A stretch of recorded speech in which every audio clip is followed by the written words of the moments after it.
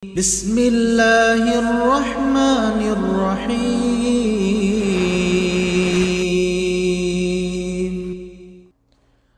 أعوذ بالله من الشيطان الرجيم.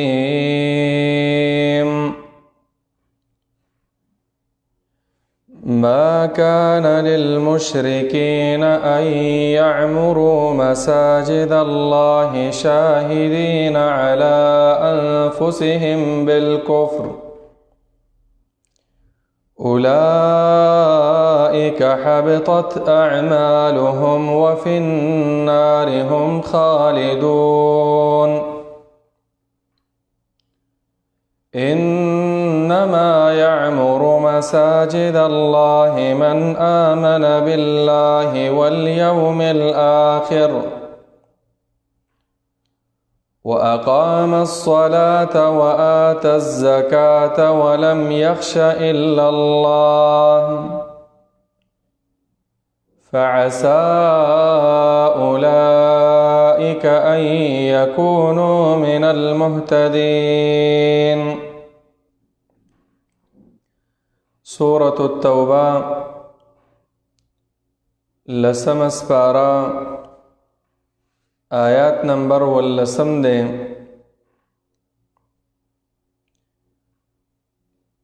مخی آیاتونو کی اللہ رب العالمین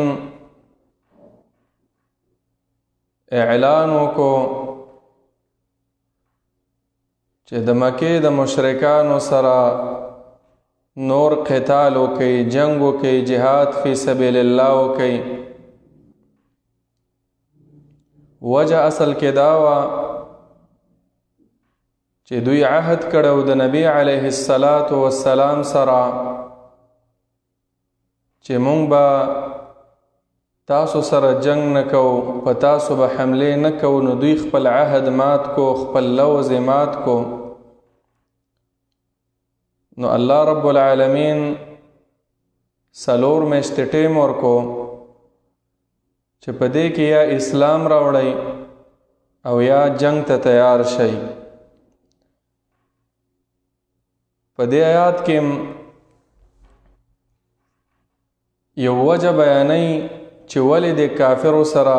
د مشرکانو سره تاسو جنگ کوئ، جهاد کوئ، حالانکه دغه قریش او د مکې مشرکان دا اکثره د مسلمانانو خپل خپلوانو رشتہ دارو.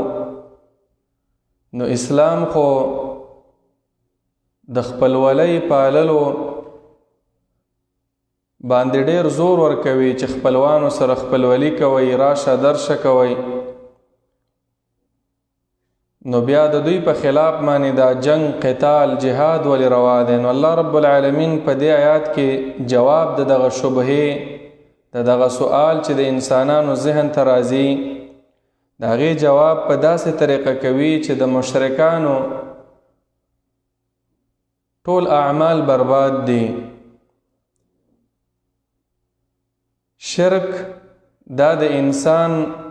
قیمت ختموي، قیمته. حالانکه زمون شریعت د مور او د پلار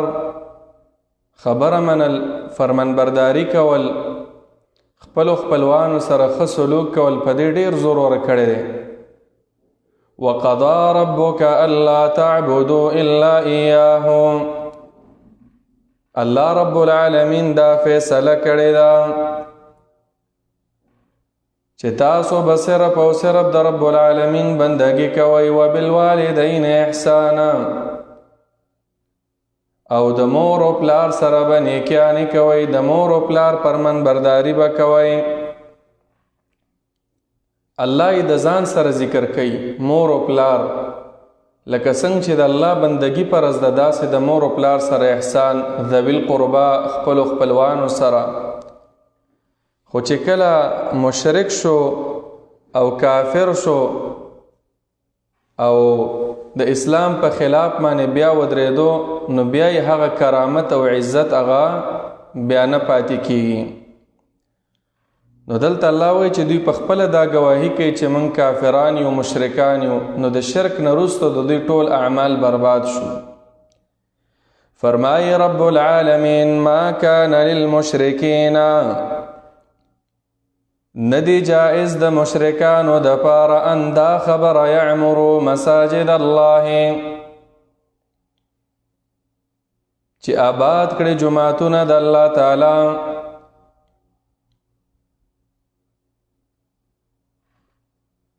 کدوی چرته هر څومره ښه کارونه کوي او ستاسو خپلوان هم وی خدا شرک نه وروسته د دوی ټول اعمال برباد دي ولو که د جماعت جوړول وي ولو که بیت الله شریف جوړ کړي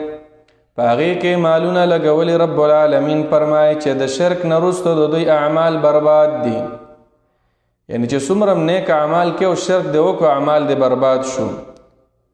نو بیا فایده نه کوي نو د مشرک او د کافر ښه عمل به په دلیل کې نه پیش کوي چې یاره داسې نیک اعمال کوي او داسې کوي نه د شرک نه وروسته دا هر څه د دوی بربادېږي نو الله فرمایي که هر څومره نیک اعمال کوي او هر څومره ستاسو خپلوان وي نو دا خپلوي دا هم په شرک سره ختمېږي او دا نیک اعمال دا هم په شرک او په کفر سره ختمېږي نو ځکه ورسره تاسو جنگ او جهاد وکئ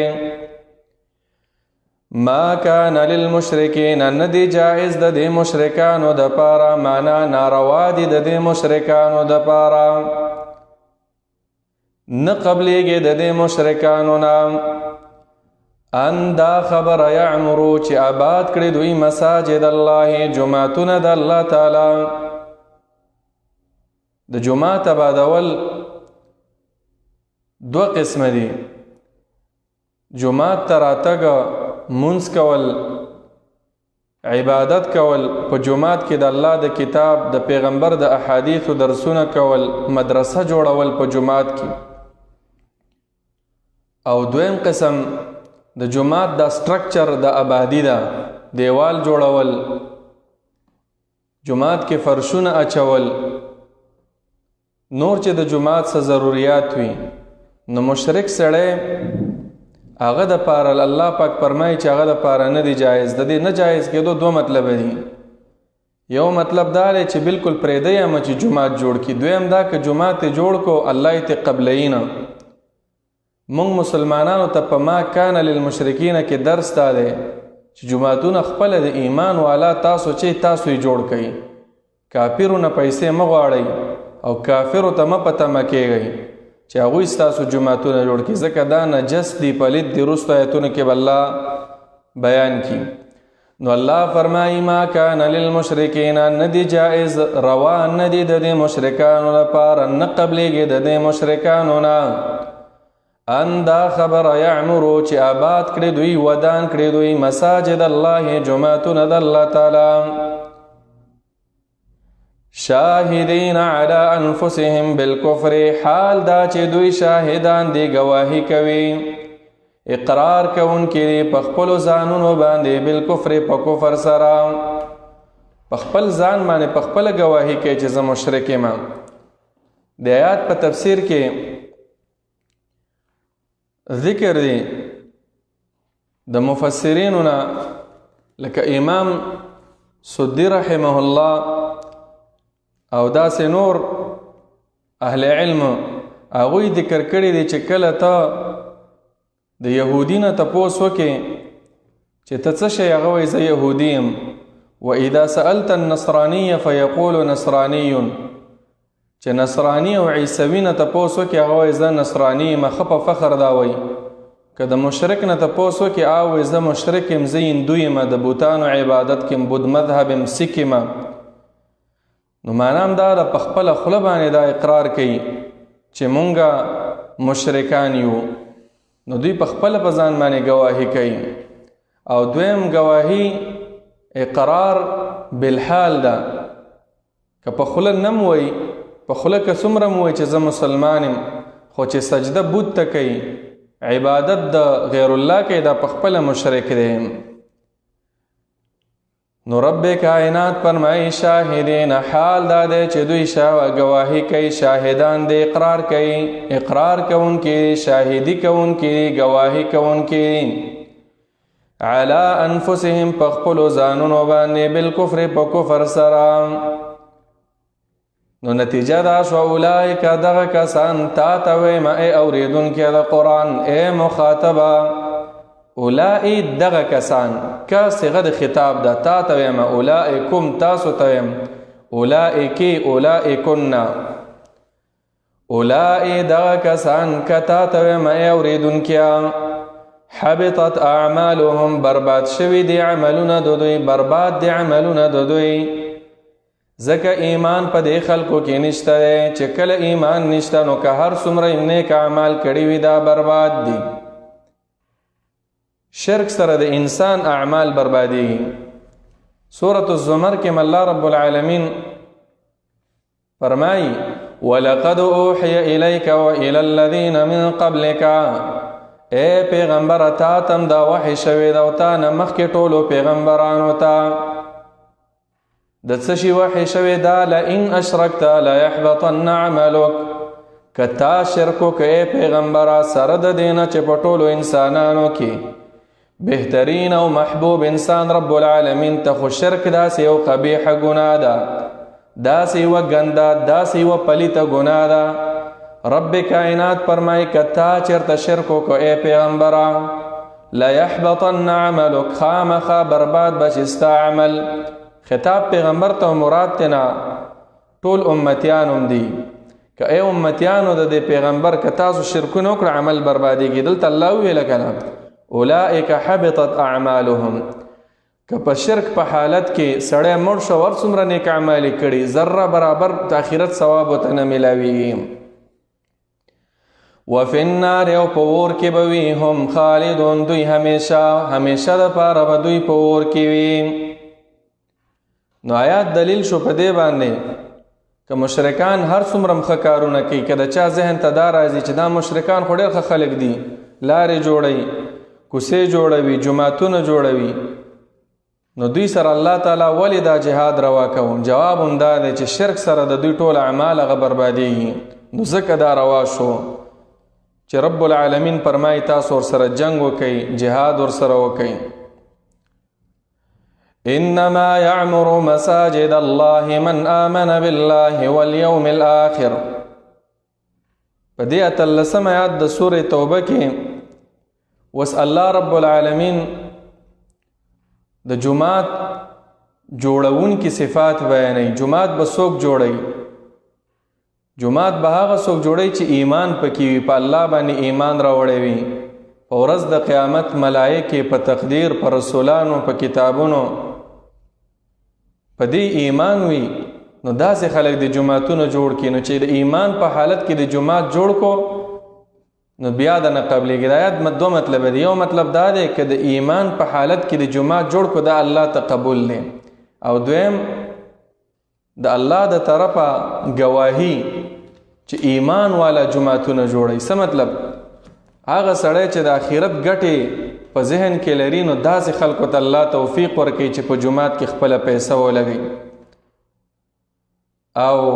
د داسې خلکو به الله تعالی عزت هم کوي دا جماعتونه د الله کورونه دي او د جماعت له بیا څوک راځي او دا آبادی انما یعمر مساجد الله دا عمارت او آبادول د جماعت دوه قسمه دي یو د جماعت د آبادی جوړول دویم جماعت کې مونځ کول د پیغمبر په طریقه د قرآن او د حدیث درسونه کول صحابه کرامو به ویله چې څوک د جماعت ته رالل دا د الله کورون ته رالل د الله میلمانه دي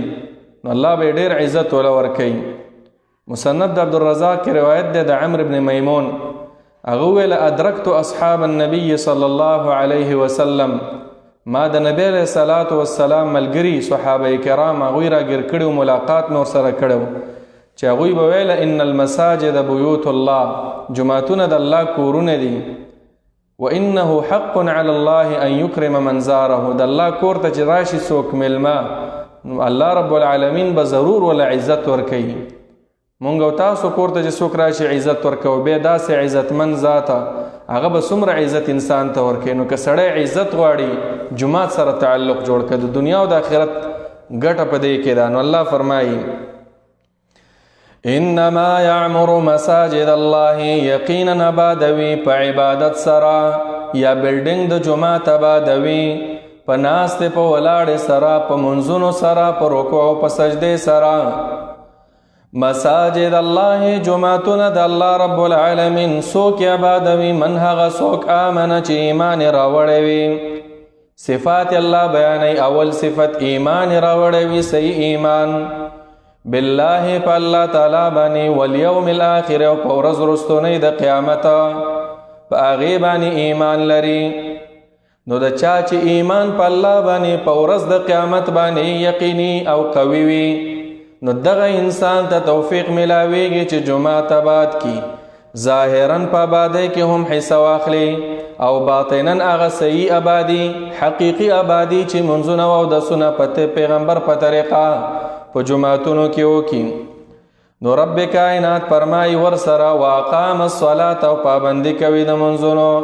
صحیح ادا کوي. اقام الصلاة صحیح ادا کوي منځ. صحیح ادا کول په خپل وخت باندې منځ کول، په اودس سره منځ کول، د الله د پاره منځ کول، په خشوع سره منځ کول، په طریقه د پیغمبر. واقام الصلاة ځکه الله ویله، داسې نه دی ویلي فقط چې ویصلون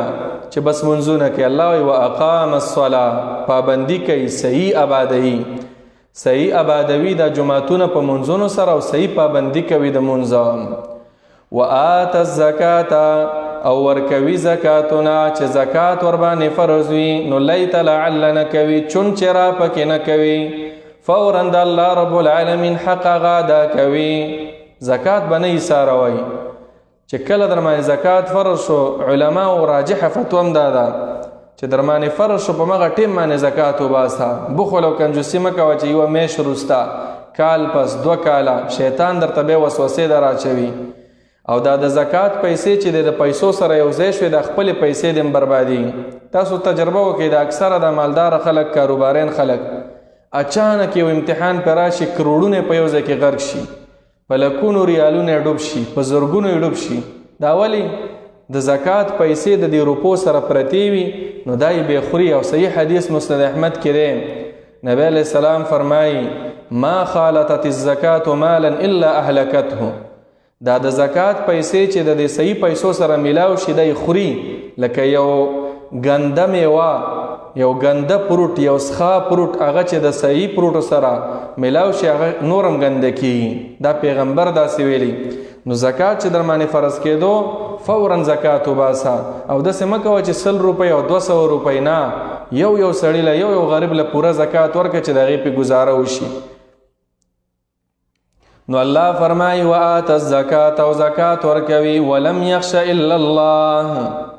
او نه یریږي مگر د الله تعالی نه. د مؤمن نښه دا ده چې هغوی خشیت صرف د الله رب العالمین نه کوي، په زړه کې د بل هېچا نه یره نه وي. خشیت ویل کېږي چې ته د چا نه یره کوې او ستا په زړه کې تعظیم هم وي، لویوالی. یو خوف دی، هسې یره ده. لکه عام موږ او تاسو به طور مثال د غلو نه یریږو، د سپي نه انسان یریږي، فطرت د انسان دی. مار لړم نه، د دشمن نه. خو موږ احترام د سپي او د پیشو او د دې شیزونو نه کوو، د تعظیم د وجې نه، بلکې یره هغې سره آلات د یرې وي. اوس پلار دی، پلار د هغې نه سړی یریږي، تعظیم د وجې نه د پلار قدر ډېر زیات وي. کالن کې دا زوی په پلار قوي وي، پلار بوډا وي، زور هم پکې نه وي، خو د پلار نه یره دا د هغې د عظمت په وجه په زړه کې تعظیم، لویوالی، د پلار عزت، ریسپیکټ وي. نو د الله رب العالمین نه یره چې دا تعظیم سره د الله سره به د مینه نهایت زیاته وي، محبت. ولم یخشوا نه یریږي په دیني امورو کې د هیچا نه الا الله مگر د الله نه یریږي.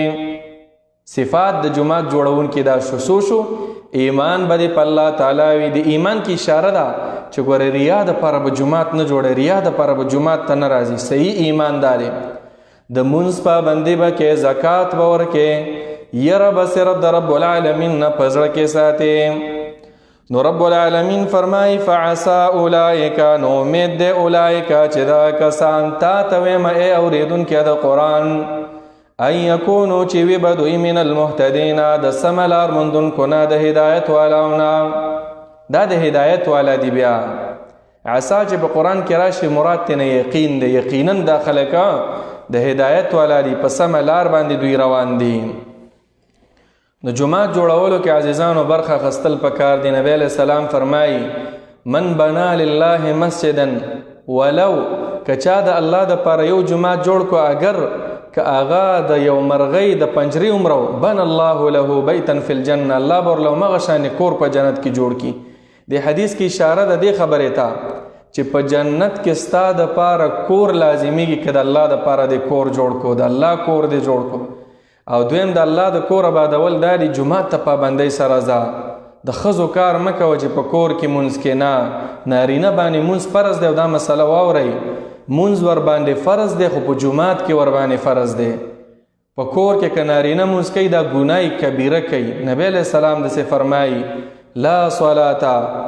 لجار المسجد الا فی المسجد الا من عذر. هغه سړی مونځ نه کیږي لا صلاة بنا بر قول ارجح عبدالله ابن عباس رضی الله عنه فتوا ورکوله چې مونځ دې نه کیږي چې بغیر د عذر ته جمعات ته نه راځي. جمعات ته راځه. نبی علیہ السلام ړوند صحابي ته اجازه ورنه کړله بس وایي چې اذان اوري جمعات ته راځه. جمعات آبادول داري نو چې جمعات دې آباد کو نو ته ستا ګواهي الله تعالی وکړه چې ته مؤمن ایمان والی او بیا نور فضایل د هغې ډېر زیات دي خدای وقت نه دی. ولم یخش الا الله په دې کې اشاره ده اخلاص ته. هر عمل چې کې د الله دپاره ریا سمعت شهرت طلبي دا مه کوه او مه انتظار کوه چې زما به څوک تعریف وکړي. نه اجعلتم سقایة الحاج وعمارة المسجد الحرام كمن آمن بالله واليوم الآخر. په دې آیات کې الله رب العالمین اوس بل خبره بیانوي. هغه دا خبره ده چې دې مشرکانو به تکبر کو غرور به کو چې مونږ خو حاجیانو له اوبه ورکو جماعتونه جوړو نو مونږ د دې مهاجرینو نه او د دې مسلمانانو او د دې مؤمنانو نه غوره یو. الله رب العالمین فرمایي چې نه ایمان ته هیڅ یو عمل نه رسیږي. جهاد فی سبیل الله ته پس د ایمان نه ډیر اعمال دي چې هغه ورته نه رسیږي. عبدالله ابن عباس رضی الله عنه د هغه روایت دی چې عباس ابن عبدالمطلب چې کله گیر شو تبری دا روایت راوړی د بدر په قیدیانو کې نو هغه ویل لئن کنتم سبقتمونا بالاسلام والهجره اگر چې تاسو موږ نه مسلمانان مخکې یو هجرتونه هم کړي دي والجهاد یو جهادونه هم کړي خو موږ هم ګوره ډېر غټ کارونه کړي. موږ بیت الله شریف ما بعده و نسق الحاجه حاجینو ته به موبه ورکول. الله د آیات راولېږو. دویم بعضو روایتو کې راغلی دوی به ځانونو ته بس دای کافي ګڼله چې بس مونږ جماعت جوړو ایمان ته زمونږ ضرورت نشته او نه د نورو اعمالو ته.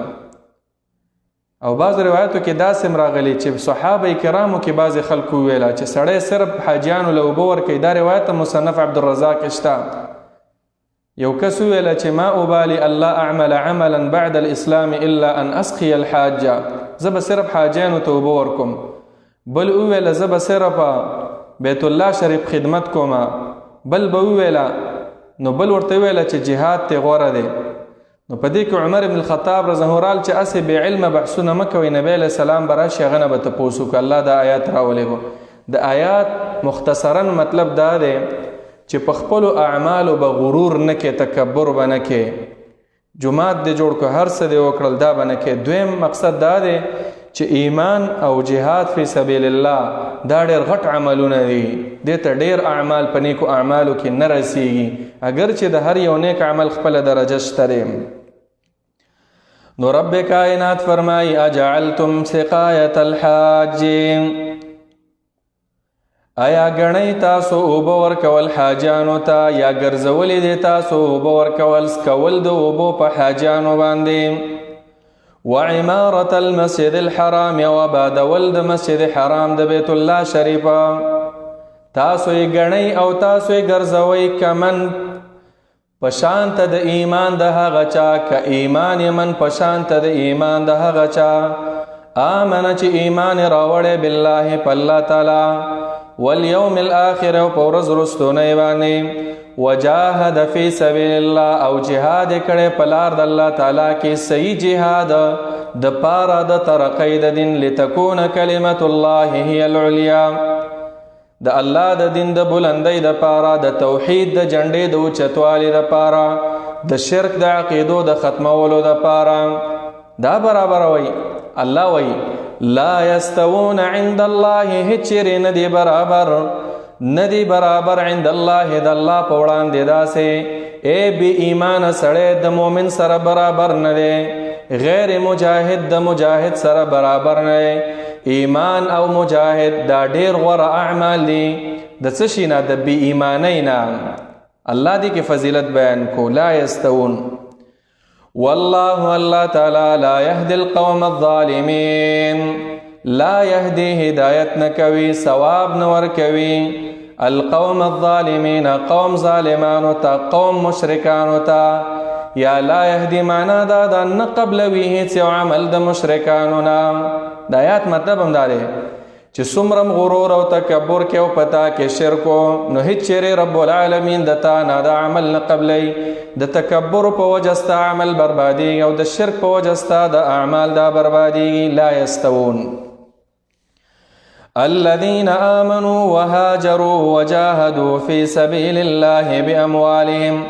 الله رب العالمین اوس په دې آیات کې تفسیر بیانوي چې لا یستوون ولی برابر نه دي برابر ځکه نه دي چې دای وړله ایمان راوړی دی هجرت یې کړی دی د پیغمبر په صحبت کې خپل وطن یې پرېښی خپل کلی پرېښی خپل خپلوان یې پرېښي او بیا وقت د قربانی چې راغلی به یې وینه هم پخبیش کړې ده د پیغمبر په صحبت کې د الله د پاره د پیغمبر په اجازه باندې د الله په اذن او د پیغمبر په اذن باندې نو الله رب العالمین صفات هم بیانوي او وجه د عدم برابر والی چې برابر نه دي ولی برابر نه دي ځکه دی مؤمنانو ډېر لوی لوی اعمال کړي آیات کې اشاره ده چې صحابه کرام دا ډېر د لوی درجې والا خلک وو اعظم درجه صحابه کرامو پسې خبرې کول کنځلې کول رد بد ویل هر صحابي پسې دا نه چې بعضو پسې بعضې اسمان ته رسي او بعضو پسې خبرې کې د اهل بدعونه د نورو داسې خلکو نه متاثره چې هغه عقیدې خرابې دي معاویه رضه پسې کله خبرې کې کله نورو صحابه کرامو پسې نه یو صحابي ته هم په سپک نظر نه ګوري هغه ژبې دی کټ کټ شي چې هغه د الله د پیغمبر صحابه کرامو پسې ردې بدې وایي هغه سترګې دی ړندې شي چې هغه داسې لیکلو ته ګوري او په هغې دا عقیده لري چې دا د پیغمبر صحابه کرامو په خلاف لیکلی شوي اهل علمو دا لیکلي دي هغه وګونه دی ړانده شي چې د پیغمبر د صحابه کرامو ذم پې ته اوري الله یې صفت کړی الله فرمایي الذين آمنوا کسان چې ایمان راوړی د دې آیات اولنی مصداقم صحابه کرام دی او بیا نور مسلمانان هغه کسان چې ایمان راوړی دی په ټولو مؤمن به باندې ای په الله ایمان راوړی په ملائکو ایمان راوړی په کتابونو په رسولانو په ورځ د قیامت او په تقدیر باندې په ټول قرآن ایمان راوړی د پیغمبر په ټولو خبرو باندې ایمان دی وهاجروا او هجرت کړي هاجرو هجرت دو قسمه دی یو هجرت المکان دی چې یو کله یو وطن یو ملک په دې خاطر ته پرېږدي چې هلته ته د الله بندګي کولی نشي داسې یو ملک ته لاړ شي چې یاره دلته به زه دیني عمل کولی شم دا یو عظیم عمل دی د الله په وړاندې باندې او د دې ډېر ثوابونه راغلي دي او که څوک په یو ملک کې د الله په دین عمل کولی نشي او د هجرت نه کوي نو دا انسان چې دی دا غټ ګناهګار هم دی په ګناه کبیره کې دی اخته دی او سخته سزا هغه به ورته بیا میلاویږي قرآن کې په دې معنا باندې ډېر نصوص او ډېر آیاتونه شته دی خو موږ مختصرا ویو نو دلته د هاجرونه مراد صحابه کرام خپل وطن مکه یې پرېښې وه او مدینه ترال نو نبی علیہ السلام مهاجر صحابه کرام مهاجرین پکې او بعض صحابه کرام مدینه کې چې د مهاجرینو مدد یو کوي انصار دویم قسم هجرت هغه دی چې ته په کور کې ناست او د مهاجر اجر درته میلاویږي هغه څه شی دی د ګناه پرېښودل د سترګو ګناه د غوږونو د خولې د لاس د خېټې د نفس د کپړو د بچو په تربیت کې دا ګناه چې د پرېښوه د تم صحیح مهاجرې. صحیح حدیث کې راغلی دی المهاجر من هجر ما نهى الله عنه. صحیح مهاجر هغه دی چې هغه ګناهونه پرېږدي چې الله ته منع کړې ده. نو دواړو عزیزانو په مسلمانان باندې فرض دي چې کله استطاعت وي د یو ملک نه بل ملک ته اوړېدی شي، او چې استطاعت دی نو الله رب العالمین لا یکلف الله نفسا الا وسعها. خدا یو قسم دا خو د هر انسان په وس کې شته کامل هجرت چې ګناه پرېږدي. ګناه پرېښودل پکار دی عزیزانو. وجاهدوا فی سبیل الله، او جهاد کړی وي په لار د الله تعالی کې د دین د ترقۍ دپاره په صحیح طریقه باندې. صحیح جهاد فی سبیل الله باموالهم، په مالونو خپلو باندې خپل مالونه لګولی وي، په جهاد کې خپل مالونه لګولی وي. وانفسهم، او په خپلو نفسونو خپلو ځانونو باندې ځانونه پیش کړی وي رب العالمین ته، خپل وینه خپل بدن پیش کړی وي رب العالمین ته. نو الله فرمایي اعظمو ډیر لوی دی دغه خلق چې چا ایمان راوړی، هجرت یې کړی، جهاد یې کړی. د چا نه لوی دی؟ صيغه د اسم تفضیل، د ټولو د نورو نه لوی دی. درجتن په څه شي کې لوی دی؟ په درجاتو کې، په مرتبه کې، د درجې په لحاظ ډیر لوی دی. الله ورله ډېرې لوی درجې ورکړي دي صحابه کرامو ته. هم د پیغمبر ملګري وو، هم ایمان والا وو، هم مهاجرین او هم مجاهدین. نو اعظم درجه ډیر د لوی درجه والا وو عند الله د الله په وړاندې باندې. و اولئک، او دغه کسان تا ته مې اوریدونکیا هم الفائزون، هم دوی کامیاب دي. فائز معنا مراد ته رسیدونکي دي، مقصد ته رسیدونکي دي چې هغه جنت دی او د جهنم نه بچاو دی. نو آیات کې د ایمان، د هجرت، د جهاد فی سبیل الله، د پیغمبر د صحبت ضمنن دا ټول د دې فضیلت بیان شو. یبشرهم ربهم برحمت منه ورضوان. په دې دواړو آیاتونو کې رب العالمین هغه زیری ورکړي د آخرت. یبشرهم زیری کوي په دوی باندې. زیری مې در باندې مونږ او تاسو پښتو کې وایو زیری مې در باندې چې د رب لا یزال خالق کائنات، هغه ذات چې د ټولو اسمانونو د ټولو ځمکو مالک دی، خالق دی. څه چې وغواړي، چا سره وغواړي، څنګه وغواړي، څه دپاره وغواړي، څومره وغواړي، په کوم وخت کې وغواړي، کولی شي. هغه ذات چې ووایي زیری مې در باندې، نو دا به څومره بهترین زیری وي. بهترین زیری دا زیری دی. نو پښتو کې ترجمه هم دا ده یبشرهم، زیری کوي په دوی باندې، زیره ورکوي دوی ته ربهم رب دوی برحمتن په مهربانۍ خپلې، په رحم خپل باندې، منه د خپل طرفه د الله رحمتونه در سره شو. ورضوان، او رضامندي. رحمت نه مراد د هر قسم عذاب نه بچ کول په آخرت کې، په قبر کې، او هر قسم نعمتونه ورکول. ورضوان، او رضامندتیا د الله د طرفه. دا اعلان دا ډېر عظیم الشان اعلان دی. رستو براشي ورضوان من الله اکبر. د ټولو نعمتونو لوی نعمت په جنت کې. امام بخاری چې باب هم تړلی، حتی بعض اهل علم ویلي د الله ملاقات ډېر عظیم الشان نعمت دی. بعض اهل علم لیکلي دي چې په جنت کې د الله سره ملاقات دا د ټولو نه لوی نعمت دی. خو د بعضو نظر به دا دی چې د الله رضامندتیا چې الله رب العالمین به جنتیانو ته وي. حدیث د ابو سعید خدری د بخاری کې کتاب الایمان کې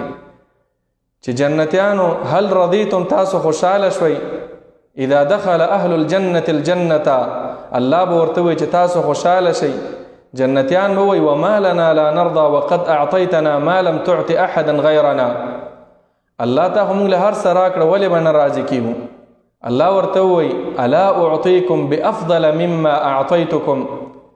یو بل غوره عمل، یو بل غوره نعمت دل نه درکوم. جنتیان به وي چې هغه څه شی دی؟ الله رب العالمین به ورته وي اليوم نن ورځ زه په تاسو نه راضي یم، ولا اسخط علیکم ابدا. زه به کلم تاسو ته نه ناراضه کیږم، نه به غوسه کیږم. قرآن کې دا معنا ذکر ده چې ورضوان من الله اکبر. د الله د طرفه رضامندتیا دا ډېر لوی نعمت دی. نو دلته وی ورضوان، الله به راضي شي. او د انسانانو د پیدایش مطلب هم حقیقت کې دا دی. دا ټوله دنیا الله تعالی انسان د پاره پیدا کړي. هو الذی خلق لكم ما فی الارض، لکم سخر لكم الشمس والقمر سخر لكم الليل لكم قرآن کې دا ټول کائنات الله د انسانانو د پاره پیدا کړي او د انسانان د خپل بندګۍ د پاره پیدا کړي او دا بندګي چې د دې مقصد د الله رضا ده چې الله زمونږ ناراضي شي. عزیزانو چې الله د تبه په خپل اعلان وکړي چې زه تا ناراضي یم دا ډېر لوی نعمت دی. وجنات او جنتنا زیره وي په دوی باندې د جنتونو لهم چې وی به د دوی د پاره فيها په دې جنتونو کې نعیم نعمتنا مقیم نقطه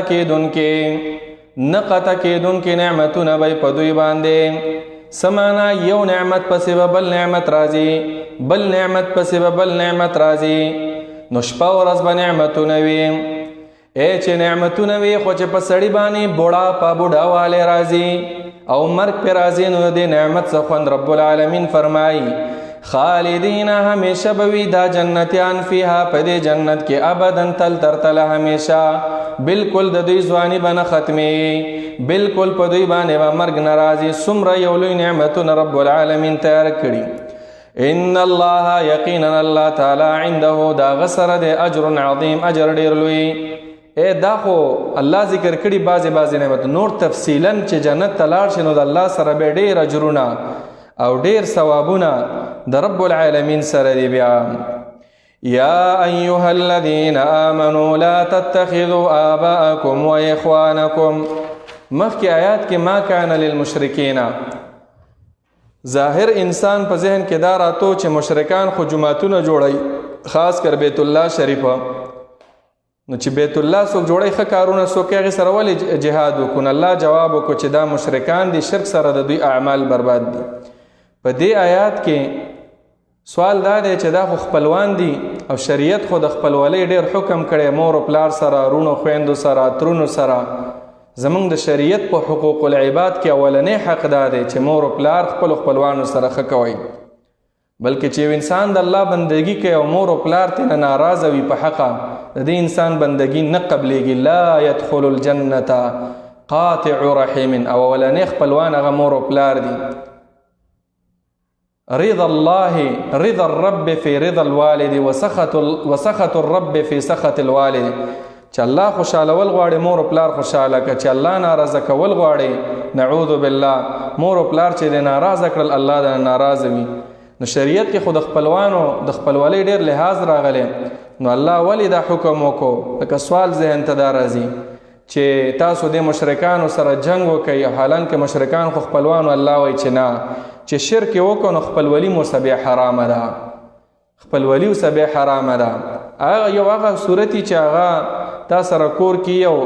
د جنگ او د جهاد صورت نه وي مور و پلار د اسلام پس استهزاء او ملنډې نه کوي د اسلام مقابله نه کوي په هغه صورت کې به د مور و پلار به احترام کوي. چې مور و پلار دی د اسلام مقابلې ته بډې رانغښتې وي مسلمانانو په خلاف باندې توره راخستې وي نو بیا داسې خپلوان او خپلولي پالل هغه بیا نشته دی. د آیات مطلب هغه همدا دی او د دې په آیات په تفسیر کې اهل علمو یو اثر هم راوړی چې صحیح پوه شو. امام بیهقي رحمه الله و د ابو عبیده بن الجراح پلار چې و د بدر په غزا کې به د خپلو معبودانو ینعت له الالهه یوم بدر د خپلو پیرانو د خپلو بوتانو به ډېر صفت کو. ابو عبیده به یو طرف ته تو بل طرف ته چې د پلار نه لږ جدا شمه نو چې هغه ډېر د اسلام پسې کنځلې شروع کړې ردې بدې شروع کړې دا خپل زوی ورپسې ورغی او د خپل پلار یې مړ کو. الله دا آیتونه راولېږل چې لا تجد قوما یؤمنون بالله والیوم الاخر داسې خلک دي صحابه کرام چې ایمان په الله راوړی چې د چا سره د الله ورانه وي د هغوی سره د دوی بیا ورانه که پلاري که رونی کار سي نو دلته الله فرمایي قل ان کان آباؤکم ورته ووایه ای پیغمبره ای حبیبه ان کان آباؤکم کچری وی پلاران ستاسو ابناؤکم او زامن ستاسو نه د آیات درشتم نمبر آیت یا ایها الذین آمنوا ای د ایمان والاو لا تتخذوا آباءکم منی سیتاسو پلاران خپل و اخوانکم اورون خپل اولیاء دوستانی ور سره مکوي د خپل پلارانو دورونو سره په کوم صورت کې ان استحب الكفر کچیر ته دوی محبوب ګڼلو خو خولو یې الکفر دا کفر علی الایمان په ایمان باندې چې کفر او شرک په ایمان باندې خوښو نو بیا به د دې کافرو سره دوستانه نه کې اگر که پلار دی وي ورور دی وي او اگر که خپل خپلوان دی وي الله رب العالمین بیا سزا بیانوي ومن یتولهم او چا چې دوستی وکړه د دې کافرو سره اگر کستاسو خپلوانو یتولهم معنا د زړه دوستانه دی ور سره وکړله منکم ستاسو نه فاولئک نو دغه کسان تا ته مې واوریدونکي د قرآن هم الظالمون هم دوی ظالمان دي چې ستا پلارم وي که ستا ورورم وي خو چې هغوی د کفر طرف ته دعوت ورکوي د اسلام په خلاف باندې ولاړ وي اسلام ته خنډونه جوړوي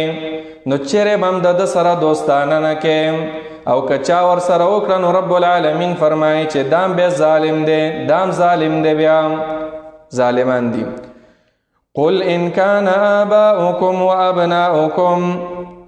اوس په دې آیات کې الله رب العالمین فرمایي لکه څنګه چې په اعتماد به په خپلوانو نه کې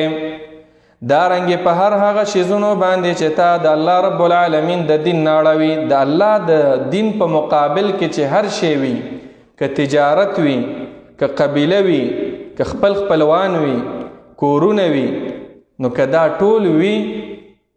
نو دا ټولو له به ترجیح نه ورکې بلکې تا ته به الله خوښ وي تا ته به د الله په لار کې جهاد فی سبیل الله دا به درته خوښ وي نو رب العالمین فرمایي قل ورته ووایه ای پیغمبره ان کان آباؤکم که چیرې وي پلاران ستاسو و ابناؤکم او زامن ستاسو و اخوانکم او وروڼه ستاسو و ازواجکم او بیبیان ستاسو و عشیرتکم او خپل خپلوان او قبیله ستاسو و اموال او مالونه اقترفتموها چې ګټلې وي تاسو هغې لره یا یې ګټئ تاسو و تجارتون او تجارتون او کاروبار تخشونا چې یریږئ تاسو کسادها د کوټه کېدلو د هغې نه د نه چلېدو د هغې نه څه مطلب که زه چېرته په دین باندې عمل کوم کاروبار مې خرابېږي کسټمر مې خرابېږي ګاهک به نه راځي د دې وجې نه موږ هغه په دې دین باندې پوره عمل نه کوو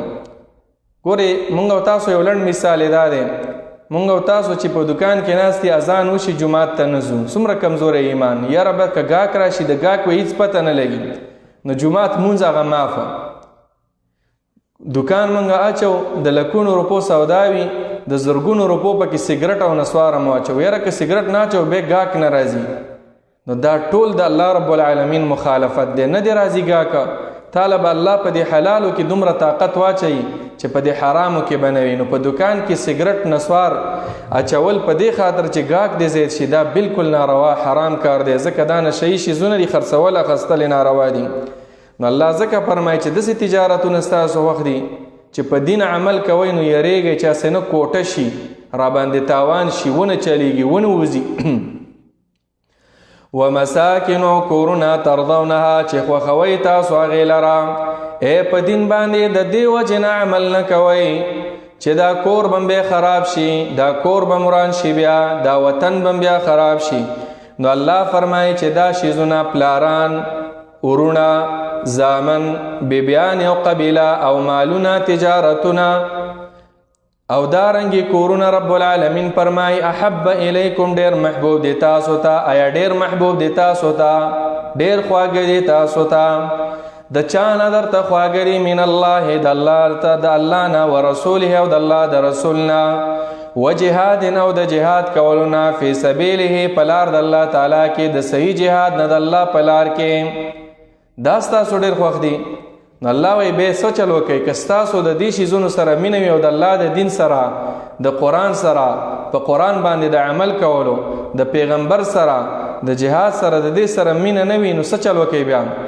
فتربصوا د الله د طرف وګورئ دا وارنینګ دی او دا واقع شوی هم دی فتربصوا انتظار وکئ تاسو حتی یأتی الله تر دې چې رابولي الله تعالی راوبلیږي الله تعالی بامره حکم د عذاب خپل فیصله د عذاب خپل الله رب العالمین به بیا عذابونه در باندې راولېږي او بیا به دعاګانې کوئ دعاګانې به هم نه قبلېږي د دې وجه نه مخکې د دې نه چې عذاب راشي نو انسان په کار ده چې هغه د الله سره تعلق جوړ کړي، د الله د رسول سره الله چې کوم اعمال ښودلي وي. عمر بن الخطاب رضی الله عنه مسند احمد کې روایت ده، نبی علیہ الصلوۃ والسلام ته یو ځل ویل د الله پیغمبر او ته ما ته ډېر ګرانی الا من نفسي، خود ځان نه راته ګران نه. نبی علیہ السلام حدیث بیان کو، لا یؤمن احدکم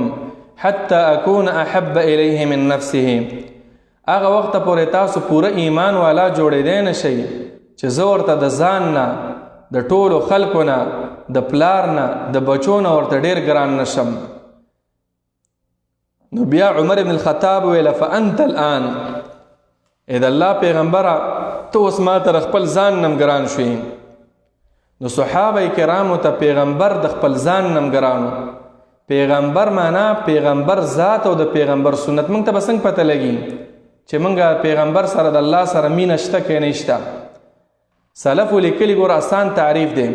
علامت حب الله حب القرآن. که د الله سره ستا مینه وي نو ځان پیش کړه قرآن ته چې قرآن سره دې څومره مینه ده، قرآن سره دې څومره تعلق دی.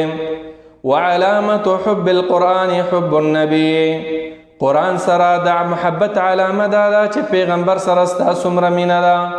وعلامت حب النبي حب السنه. پیغمبر سره